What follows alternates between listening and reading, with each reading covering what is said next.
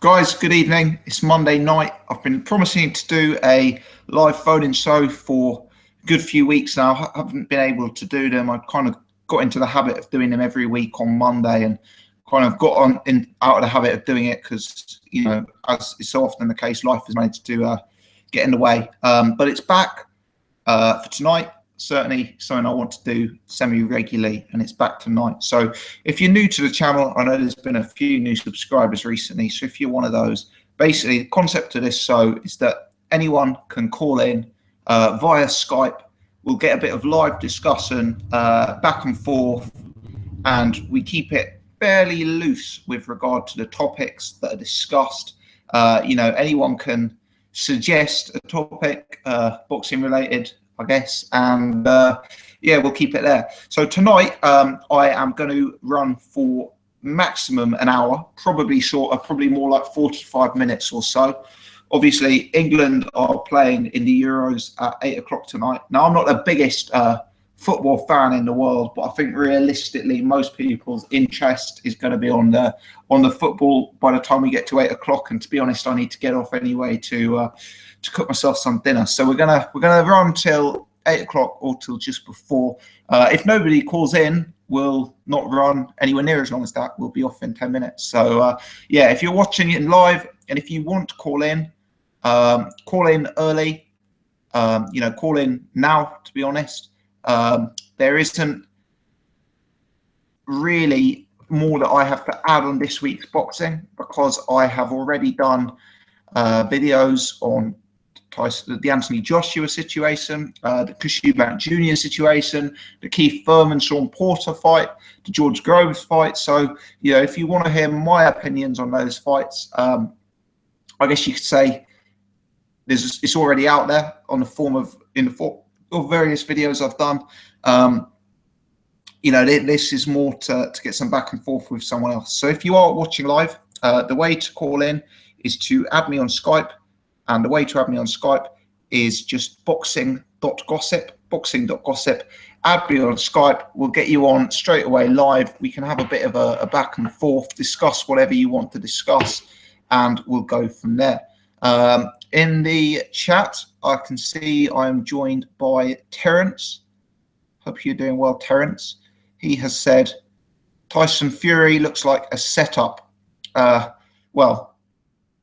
On the Tyson Fury situation, I've kept my powder dry so far because I think unlike the Alexander Povetkin situation, there was a lot more information available on Alexander Povetkin. So far, we've got one source, which is the Daily Mirror, claiming that Tyson Fury failed a drug test some time ago, and there's a lack of specifics about how he's failed it at this point. So I've kind of kept my powder dry.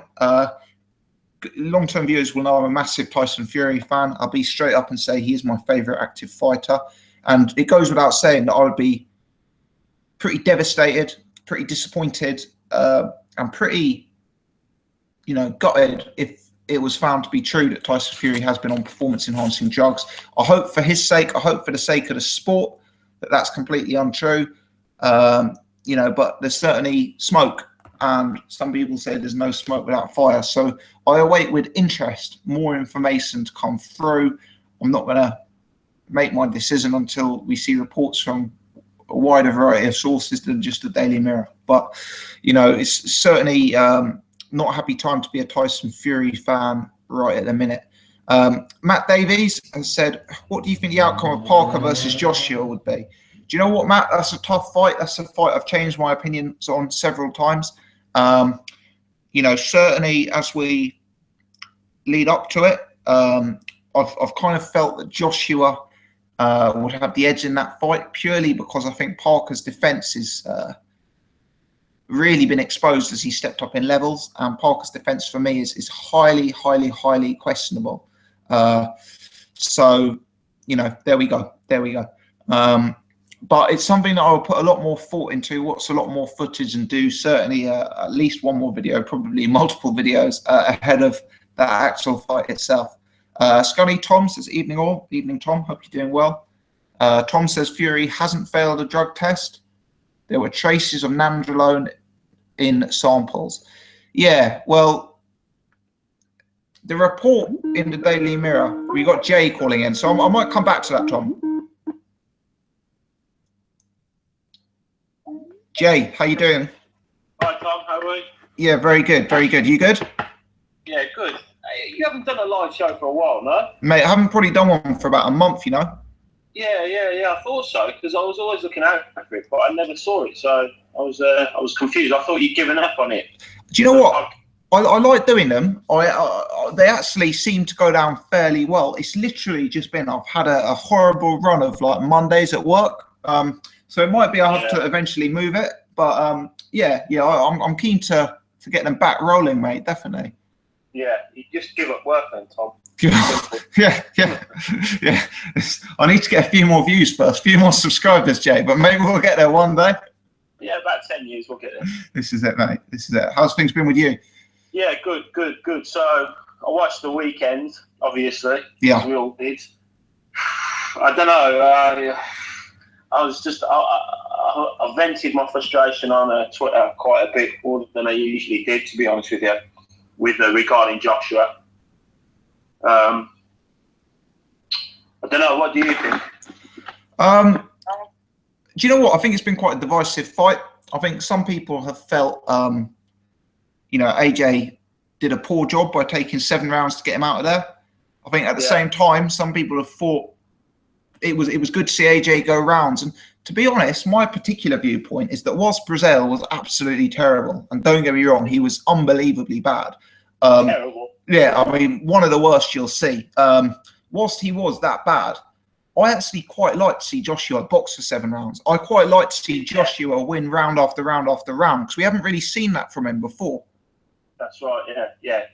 Well, I think that for one, the Sky commentary absolutely drove me crazy. You know, it was just they were just like building, and even while Brazil was fighting, they were saying, you know, whatever happens, this guy's going to walk away with his head high, etc., etc. Do you know? And that really, really annoyed me. Yeah. There is. I mean, the Sky commentary is beyond a joke now, isn't it? It's got to the point where you just expect it. It's just like he was just taking within the second round, his eye had gone. You know, you could see it, and it's just because he was taking punishment. It was like they were trying to make out a worthy opponent. Which the thing that annoys me the most about. Jay, we've lost you there, mate. It sounded like your signal was going just before we lost you. So, Jay, if you can call back. We'll get you straight away back on. Let me just have a look. See if here comes Jay again. Hello, mate. Sorry, mate, I lost you there. It just went off. No worries. Yeah, the thing that annoys me about it the most is just that he's a world champion. You know, and it's just, I don't know. I think it's just the way boxing is. There's just so many versions of a title, but when your world champion is fighting people like that, it's very frustrating. You know. Absolutely. I think this is one of the problems with having a prospect as a world champion. To be honest, he's still learning on the job, isn't he? And now he's got that belt, people want to see it mean something and see him take the real fights, especially when we're being asked to pay pay-per-view for it, I guess. And that's it. You can't get out the pay-per-view model with him though, and that's the problem. And so we're just going to see it, and they're not going to put him in with Wilder, with Fury, with Klitschko, I named 10 people that he wouldn't be able to do that to what he was doing. You know, it was like a sparring session for him. He really was, wasn't it? Yeah, he was very much in first gear. What about the rest of the card, Jay? What did you make of the rest of it? I think I enjoyed Groves Murray. Where Murray goes from now, after the fight, he still seemed like he wanted to fight on. I don't really know where he goes, about domestic, possibly European. Groves did look good, and Froch was quite nice about him, which he never usually is. But I think Groves will take is it Tudenoff, isn't it? Yeah. That's a competitive fight. Yeah. I mean, I don't know how much he has changed. You know, how much he's developed under Shane McGuigan, really, to be honest with you. But he still looked a bit gassy at times, though, didn't he, towards the end? Yeah, very much so. It was actually frightening, like how quickly his gas tank emptied when Murray put it on him, because he had large portions of that fight completely his own way. Yeah. And when he was trying to finish him, when he thought he had Murray shook, you could see after he put a flurry in, he had to stand off. And even I think it was the last round when he stumbled back almost like he was just exhausted, wasn't he? Yeah, absolutely. I mean, Murray was there for the taking, to be honest, but he didn't have it to pull the trigger, and I think that was literally just because the tank was empty, and that's why Chudinov. I mean, Groves looks a better fighter than Chudinov. He seems more skillful, but Chudinov is tough, and he's so strong and tough and fit. You know, I just wonder if that is a fight that Chudinov can beat Groves in. You know. Yeah, I think it possibly is, and I think but Groves hasn't got an option, has he really? Because you know the gal's not going to give him the sniff. He pretty much went for Badger Jack and failed. So, you know, whether his prophecy will come true, I don't really know, to be honest with you. I don't, you know, when it comes to the big fights, can he really deliver it? I think that's the question. Very much so, yeah. And Eubank Jr., well, I don't know what to say, really. You know, again, it was impressive. He is good. He's got natural ability. He is tough. He is quick. But Golovkin, I don't really know, to be honest with you. They're making a big hoo-ha about it, but what do you think? I don't think they're going to take the fight, mate. I think Eubank was really laying the foundations for pulling out of that fight when he started blaming Sky and their pay-per-view model. Yeah, saying that the fight should get paid first, etc., etc. I mean, but you can't talk like he's been talking and calling him out and not take it now, really, because you know Golovkin will take it. It's ridiculous, anyway. Yeah, it's ridiculous. Chris Eubank Jr. has never had a world title fight. The only time he stepped up to a world title level, he was beaten and outboxed. You know, this Sky pay-per-view is the same pay-per-view model that got Joshua $3 million for a British title. You know, it's surely got to be by far the best offer available to Eubank. Better than ITV, better than BT Sport, better than Box Nation. It's just odd that, well, I can see why he's using it, because having talked up the Golovkin fight, they now want a reason to back out of it. But I don't think the Sky pay-per-view model should be the reason not to take it. No way, because as you said, he's not going to get that sort of money anywhere, and Frank Warren's not going to deal with him. I can pretty much guarantee that Frank Warren wouldn't even come near him on negotiations. So where is he going to go? Unless you get someone, you know, Uncle Al Heyman coming over and picking him up. Do you know what I mean? But even probably Al Heyman couldn't deal with Chris Eubank Sr. You know what I mean? Yeah. Honestly, I don't think he'd even waste his time. So I think, but you know Golovkin will take it, because he's probably the most money Golovkin would get, to be perfectly honest with you. Absolutely. And he's got less options than Junior, hasn't he? I mean, the thing with Golovkin is no one wants to fight him. Exactly. And in America, he's not going to get that sort of money. Yeah. So, you know, and, you know, you will get views off box office if Chris Eubank Jr. is fighting. Absolutely. To be honest. Absolutely. Just purely off his name, you know, and he is exciting and he is good to watch, but how actually good he is, I don't really know, to be honest. I don't know whether Billy Joe Saunders took him a bit lightly, possibly, you know, in the run-up to that, you know. Yeah. I mean, I think Eubank is so entertaining. I must admit, I get very excited every time we watch. But the opponents he's in with are very carefully selected. I think, you know, no movement, no defense. You know, very carefully selected. Well, Tom Dorrance wasn't even in the same league, was he? I mean, it's just ridiculous, you know. So, you know, it would be interesting to see, and it's a fight I would definitely watch. And there would be part of me, even though I do like Chris Eubank Jr., would be part of me who'd love to see Golovkin give him a lesson, really, to be honest. Yeah. And I think the final point I want to say was this. I read somewhere about Tyson Fury failing a drug test. Yes, Daily Mirror. I mean, I don't know how credible that is. I don't really know, to be honest. Was it for the Klitschko fight? No, I believe it was quite substantially before then, actually. But the news is only breaking now, which is bizarre. for me, this has only actually been reported in one place, which is the Daily Mirror, and their story did not go into very much detail at all in terms of specifics. So for me, obviously I'm a massive Tyson Fury fan. I don't want it to be true, but for me, it's kind of hard to come up with a definite theory or opinion until more news breaks on it. I know the Furies have released a statement saying they're completely confused and baffled by the report. I guess we need to see more news break on it. Yeah. I'm disappointed about his pull-out. That must have been quite hard for him, I think.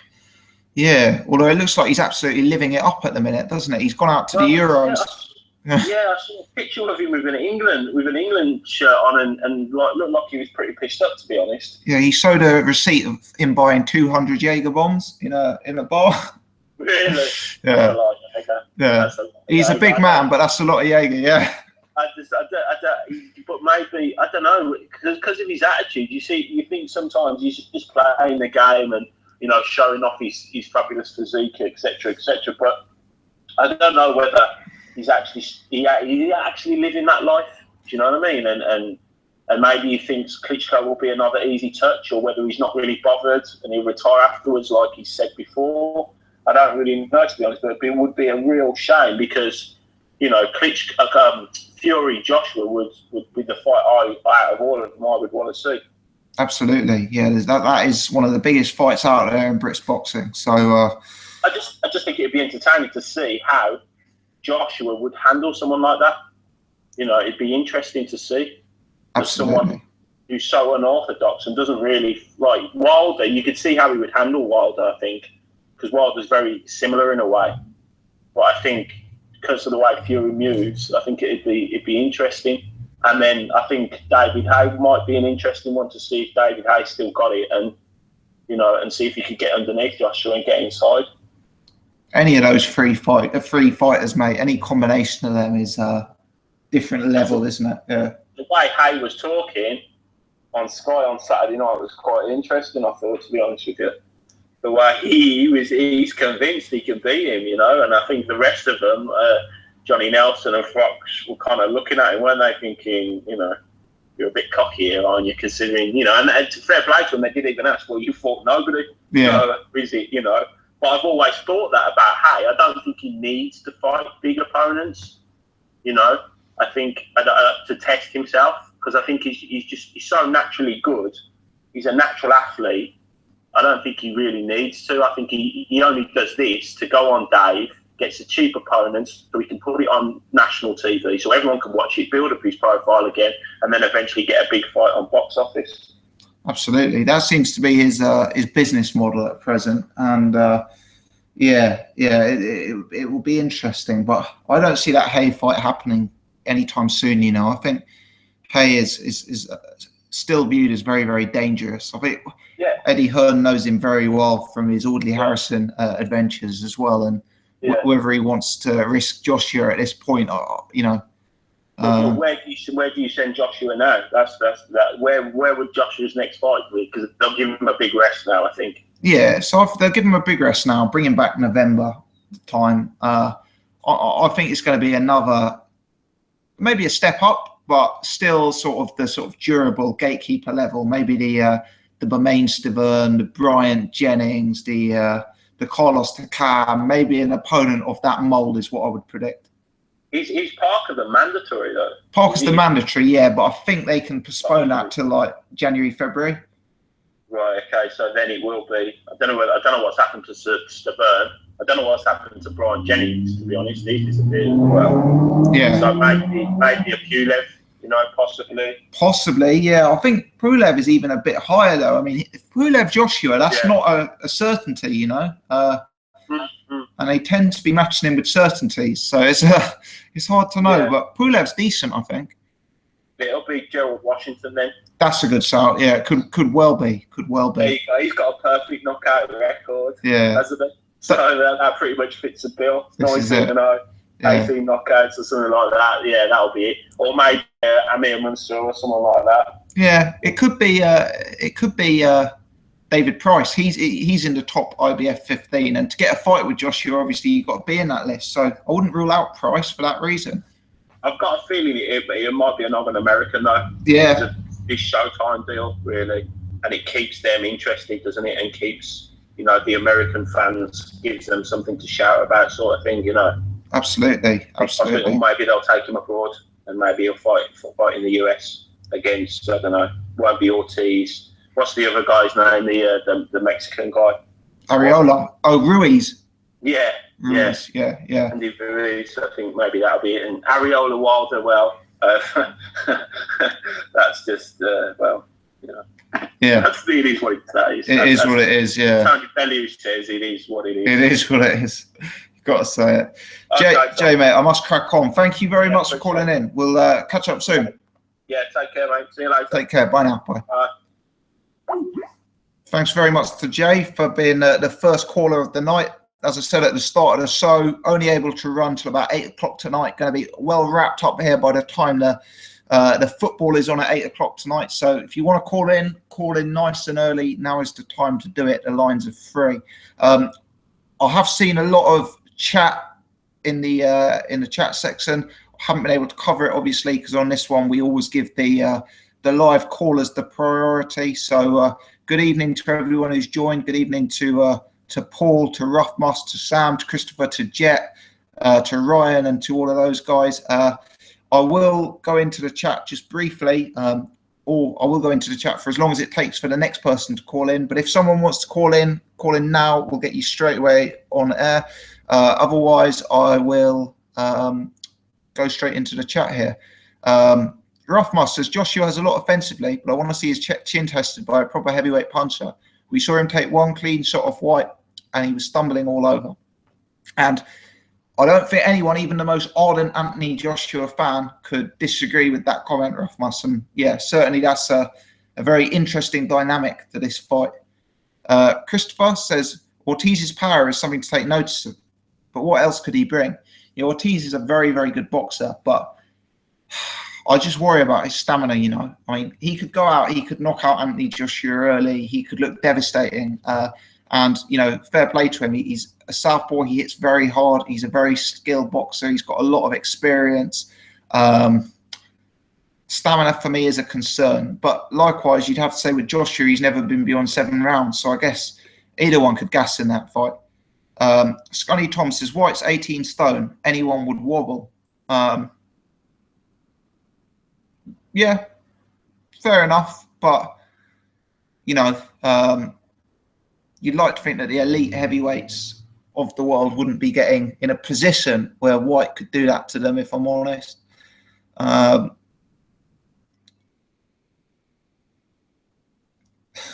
Ryan says, I would say he went stiff, not stumbled. Yeah, David is calling in. David, good evening. Hello. Hello, how are you doing? I'm fine, thanks. I'm just coming to call on about, you know, Tyson Fury's recent failed drugs test. Yes. Yeah, what's your opinion on him? I think, personally, it's not, I've seen the source, I don't think it's credible. That's only one source I've seen. I don't know if anyone else has covered this, but I think that's quite interesting because what do you think happens if it turns out to be true?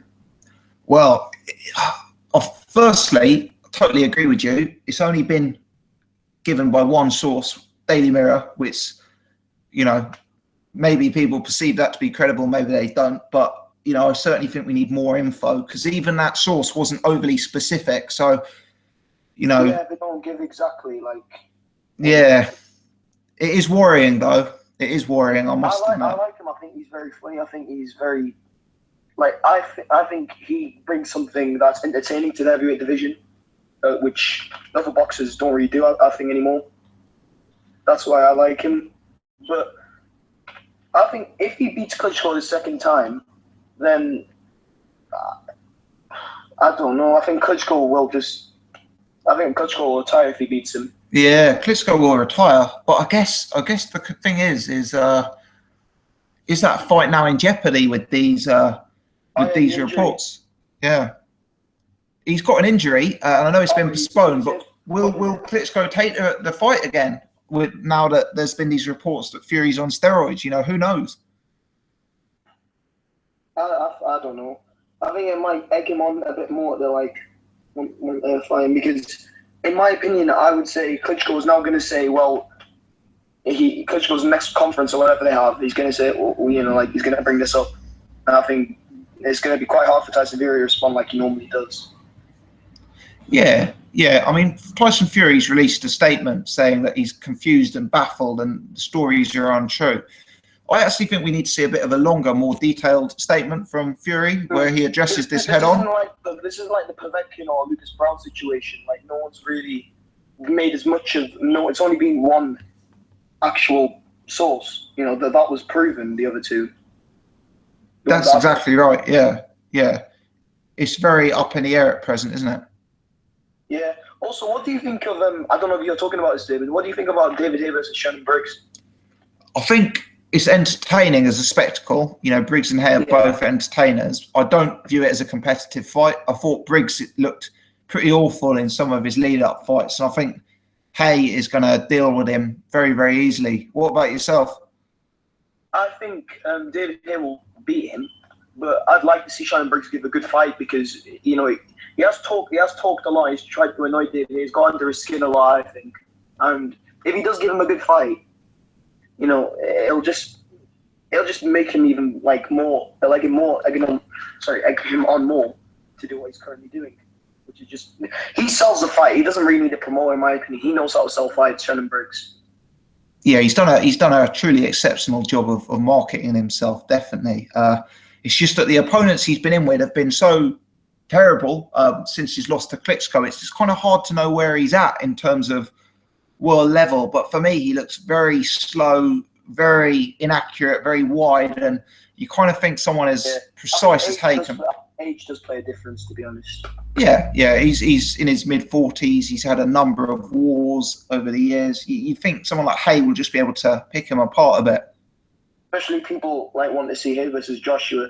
I think that'll be quite interesting. But when Haye was talking again on Saturday, he seemed very highly confident that he can beat him.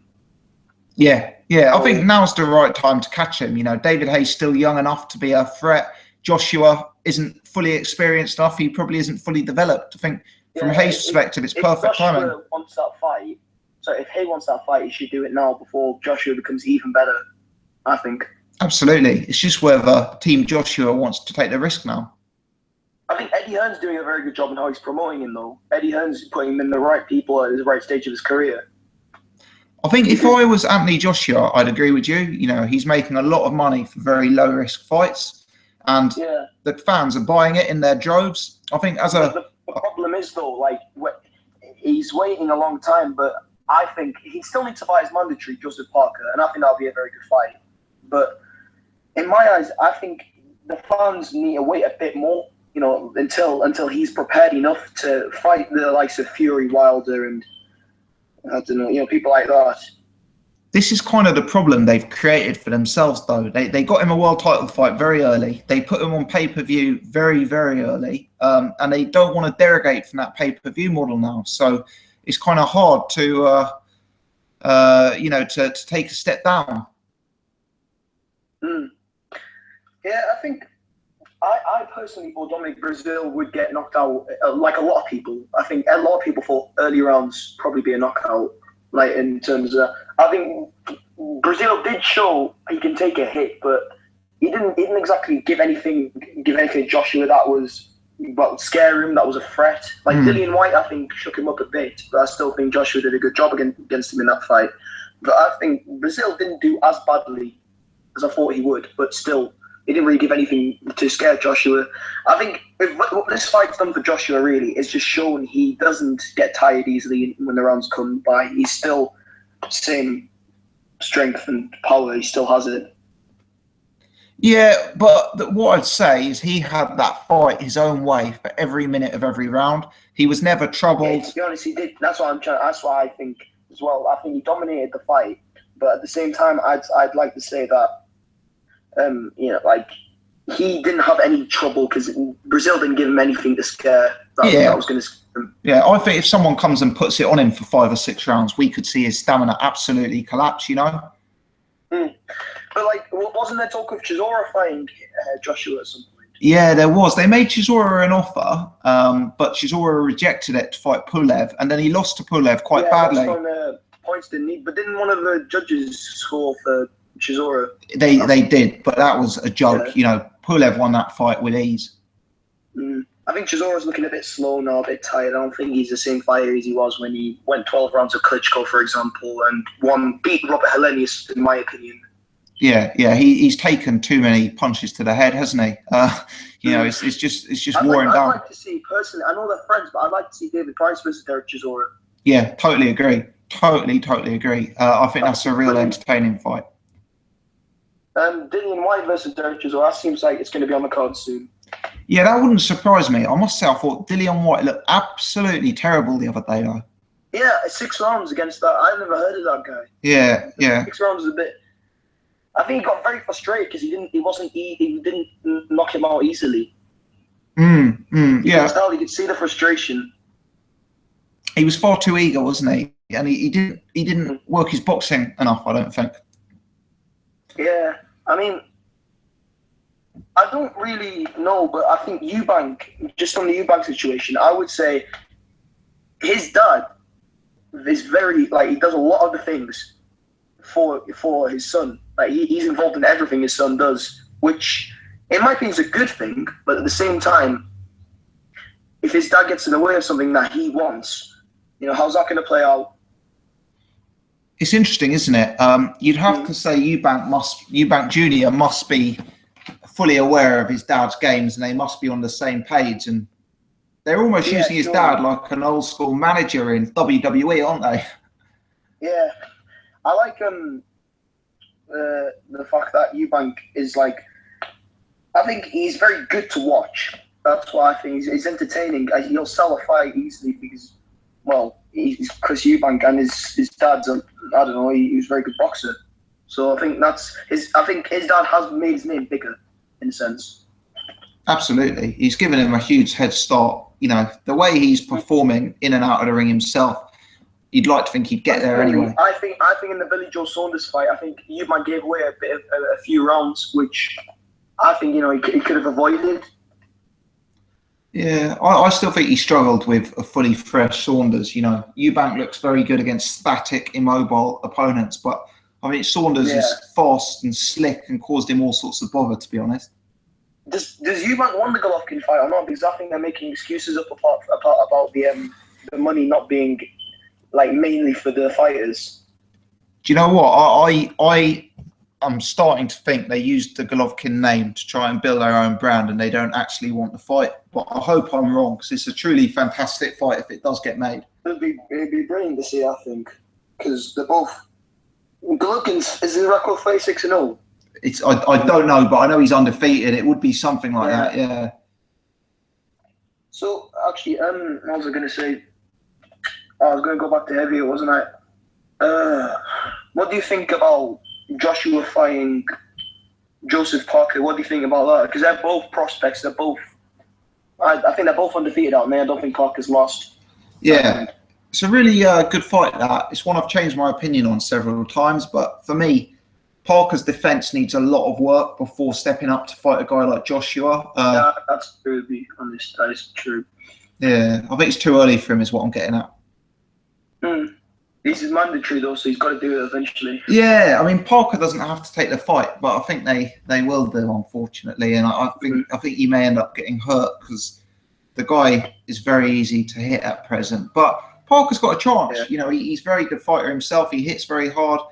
He could maybe cause Joshua problems. I'm not saying Parker's out of it, but at the minute, I would probably side with AJ.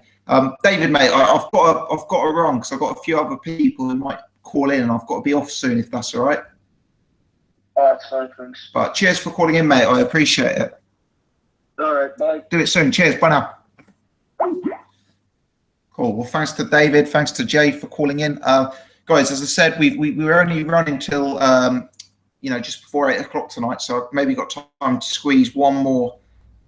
And if anyone else wants to call in, while we're waiting for another caller, we've got 75 people watching live. So thanks very much to all of you who are watching live. We also do a podcast at 8:30 on Wednesday, usually for about 2 hours. So do try and check into that. That's every Wednesday. And if you're enjoying it, please support the channel and help spread this to a wider audience by clicking the thumbs up and liking the video and subscribing to the channel. That would help me out. Just while we're waiting for someone else to call in, if someone else does call in, I will dip into the chat and see what's going on in the chat.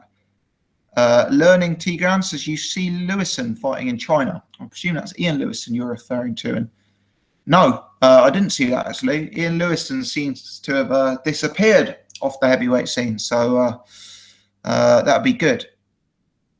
Jet says 75 is a good showing on the first live show back, Tom. Yeah, it's not bad, is it? Not bad. I think we've been up to 80 on the podcast before, so we're pushing the boundaries, Jet. Universe says, how do I call? You add me on Skype via boxing.gossip and then call in. Smug says, have you seen Klitschko's father? And do you think Fury has been on the juice? Well, we've discussed the Fury one already. You know, I think we need to wait for more info before making a decision. As for Klitschko's father, no, I haven't seen it. Julio Guerrero seems very excited about something. I haven't been following the chat, so I'm not sure what. Henry says, if Eubank loses to Golovkin, what's his next fight? Well, that's the risk with the Golovkin fight, is that he loses so badly, it takes him a long time to bounce back. But presumably, he'd step up to super middleweight after a loss to Golovkin. Jonathan Lynch says, what's Furman's next move? Well, he seems to want Danny Garcia. That's a very, very big fight if it gets made. I'm sure there'll be a lot of interest in the Porter rematch. Paul says, Tom, do you worry about Eubank's huge increase in stamina from the BJS fight onwards? You know, Eubank Jr. seems to be an incredibly fit guy who trains very, very hard. Who am I to judge? Learning Tigran says, Lewison returned last month and got a good win. It's on YouTube. Cool. I'll check that out.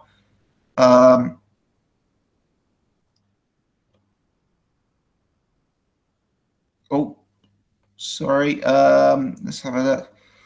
Matt Berry, how do you feel about a Parker Brown fight in September? Yeah. Is Lucas Brown's ban over in September? I suppose it would be. For me, I wouldn't personally take that fight for Joseph Parker right now. I'd more want to take the, you know, if he is going to fight Joshua, I'd want to take a more sort of learning fight type fight. I think Lucas Brown is actually quite a big risk if he performs like he did against Chigayev. You know, it's a very good fight though, don't get me wrong. Bart says, Tom, is there any news from George Arias, the American, I mean? As you mentioned him in a video last year with his Tyson S. Bearing, he last fought in March. Yeah, he seems to have gone a bit quiet. I haven't seen much of him. Don't know whether he's injured or, you know, whether he's struggling to make a fight, etc. SWBB says, will Hay fight Briggs? I think he will. I think he will. I think that's a fight that will generate a lot of interest. Rothmas, is that giant Chinese heavyweight still going strong? Yes. Tyson Dong. I believe he's still undefeated, although he's still looking pretty terrible.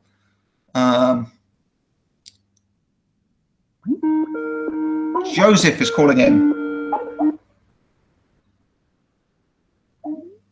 Joseph, how you doing? Hello, Joseph. Okay, I'm going to leave the line on with Joseph for a few seconds, see if I can, I don't know if there's an issue at his end with his microphone or something. So I'll leave the line on for a few seconds, see if he can get connected. Maybe give me a call back, Joseph, if you can sort out the IT, perhaps, mate. Henry says, seeing as we know you're a Saunders fan, what are his next 2 to 3 fights? Really interesting that. I always thought the Eubank Jr. fight was going to happen for Saunders, but it doesn't look like it now. So it's hard to see where they'll match him, actually. To be honest, that's a difficult question, Henry, and one that doesn't, you know, I can't answer immediately because I need to think about it a bit more. It's going to be very tricky for them to match Billy Joe Saunders, to be honest. Paul says, mythical matchup, Floyd versus Lomachenko, who wins? You know, at this stage, I'd go for Floyd, to be honest. you know, Floyd is a pretty complete fighter. Lomachenko looks extremely, extremely good. But let's not forget, this is a guy who lost to Salido last year or something like that, albeit in a tight fight and albeit only in the second fight of his career. But, I think Floyd is certainly more proven at a world-class level. Captain KO, Conor Benn, so the good version of himself, looked very sharp. Agree, by far his best performance to date. Maximal, where do you rate Special K Brook in the 147 division? Is Furman the best at 147? Where does Porter go from here? Porter covered himself with glory. He may be able to get a rematch straight away. He's a marketable guy. He seems like a nice guy, nice fighter. So, Porter's career is certainly not over. Special K, Cal Brook, I'd pick him to beat Furman at this stage. I just think he's a bit smarter, a bit more skilled as a boxer at this stage. So, it'd be interesting to see. They both beat Sean Porter as their biggest win. They both beat Porter by a similar margin. But, I'd side with Cal Brook. Joseph's calling in. Let's see if we can get him on. Joseph, how you doing?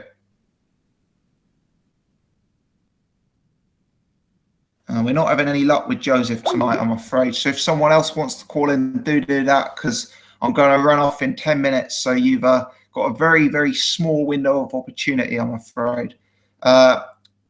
Erratic Boy says, what are my thoughts on Andy Ruiz Jr.? Horribly conditioned, struggled as he stepped up in level, seems to have been very inactive, need to see a lot more from him. Ryan Richardson, do you think Billy Joe can jab and grab versus Golovkin?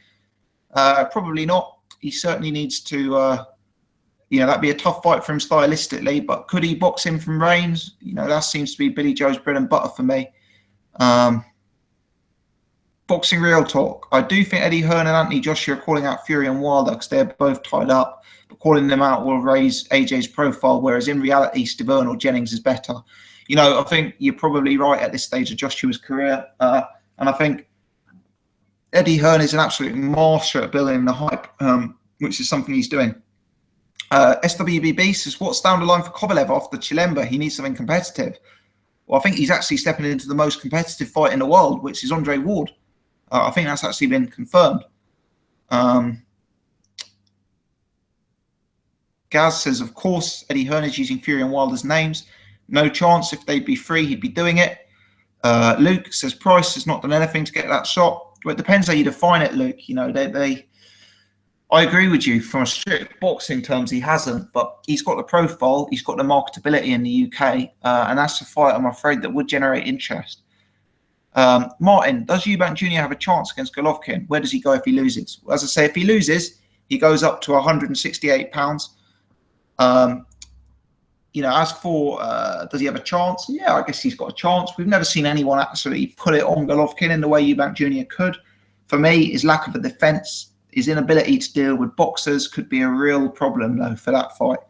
Matt Berry says, how's your corporate heavyweight boxing champ doing? I assume you mean my white-collar friend. He's still undefeated, to answer your question. Let's go to Joseph for the last time. Joseph, hi. Hello? Hello, Joseph. How are you doing?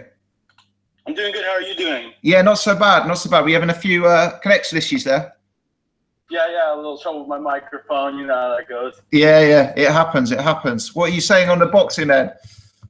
Yeah, I just want to get your thoughts. What are you thinking about Anthony Crolla versus Jorge Linares? That's a really good fight. And I'll give Crolla a huge amount of credit for taking it. Do you know what? I've underestimated Crolla quite a few times. I picked Perez to beat him. I picked Barroso to beat him. But I'm afraid I'm going to do it again. I'm going to pick Linares to beat Crolla, to be honest. I think Linares looks a bit of a class above. What about yourself, Joseph? Yeah, I was going to pick Linares. I like Crolla, but Linares, for me, he's got a better punch variety, better punch selection. He's just the more talented fighter. Yeah, and I think with Crolla, even though he's looked very good, it's kind of hard to know what level Perez and Barroso were actually at, I guess, isn't it?